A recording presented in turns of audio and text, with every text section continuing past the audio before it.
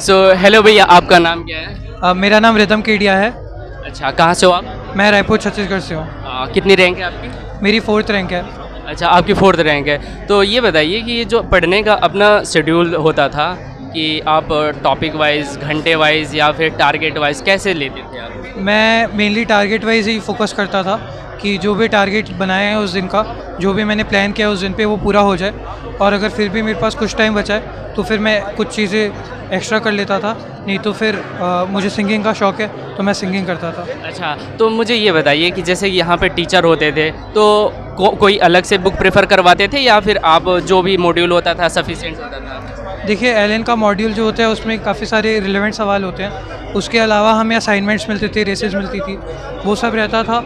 उसके अलावा हमने एक दो बुक्स एक्स्ट्रा की, जैसे कि फ़िज़िक्स में इरोडो हो गई और केमिस्ट्री में जेडी ली करके एक बुक होती है, तो हमने एक दो बुक एक्स्ट्रा की है। ओके, तो यहाँ पे टीचर का कितना सहयोग होता था, कैसे वो आपको मैनेज करवाते थे? पेरेंट्स के बाद सबसे ज़्यादा सपोर्ट टीचर्स का ही होता है किसी भी बच्चे की जर्नी में। जब भी आपको कोई भी प्रॉब्लम होती है आप अपने टीचर से कांटेक्ट कर लेते हैं और वो फिर आपको हेल्प करते हैं। जिस भी आप परिस्थिति से गुजर रहे हैं वो उसमें आपको हेल्प करते हैं।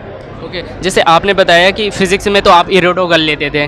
ओके, तो और जैसे मैथ और केमिस्ट्री के लिए वो क्या यूज़ करते थे आप? मैथ्स के लिए हमारे सर हमें असाइनमेंट्स देते थे और मॉड्यूल ही करते थे, हमने उसके अलावा ज़्यादा कुछ नहीं किया। और इनऑर्गेनिक केमिस्ट्री के लिए हमने जेडी ली, जो हमारे सुदर्शन गुहा सर की बुक है उससे पढ़ा था। और ऑर्गेनिक केमिस्ट्री के लिए सोनल रजोरा सर की एक बुक थी, हमने उससे तैयारी की थी। और फिज़िकल केमिस्ट्री में नीरज कुमार सर की बुक थी, हमने उससे तैयारी की। ओके सर, तो जैसे कि पेरेंट्स तो हमेशा आपके साथ खड़े होते थे, ठीक है, तो कभी क्लास में कोई जैसे स्टूडेंट हो गया, दोस्त हो गया, कभी ऐसा बनाया या फिर उनसे कभी कोई प्रॉब्लम सॉल्व होता था तो कुछ ऐसे बातें होती थी? मैं समझा नहीं आप। दोस्तों से क्या बातें होती थी कभी? दोस्तों में काफ़ी मतलब जो भी हमारी पर्सनल चीज़ें भी बातें होती थी, उसके अलावा पढ़ाई की तो बातें डेफिनेटली होती थी।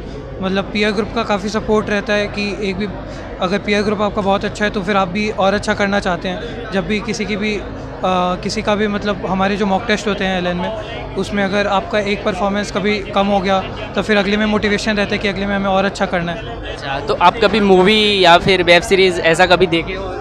हाँ, मैं मूवीज़ देखता था जनरली। मैंने अभी जो रिसेंटली जो मूवी देखी थी वो फाइटर थी।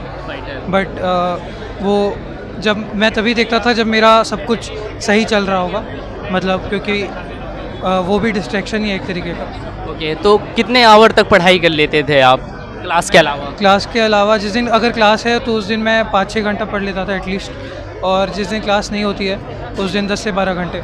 ओके, जो अपकमिंग बच्चे हैं, जो अभी पढ़ रहे हैं, जो अभी एडवांस देने वाले हैं, उनके लिए कोई मैसेज देना चाहूँगा? मैं आपको यही कहना चाहूँगा कि जो भी आपके टीचर्स आपको बोल रहे हैं वो आप अच्छे से फॉलो कीजिए, जो भी होमवर्क वो दे रहे हैं वो आप कंप्लीट कीजिए और बहुत अच्छा रिजल्ट आएगा आपका। Okay, thank you very much. आप थैंक यू।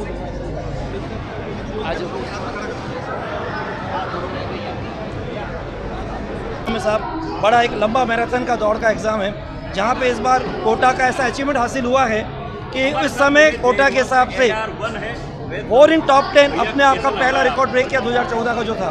उसके बाद टॉप स्कोर अल्टीमेट स्कोर, और वो था हमारा इस बार बेस दाऊटी का जो मेरे पास खड़ा है, उसने प्रोड्यूस किया 355 स्कोर प्रोड्यूस किया। ये समझिए। अब आप लोग सब ऊपर आ जाओ। अभी आप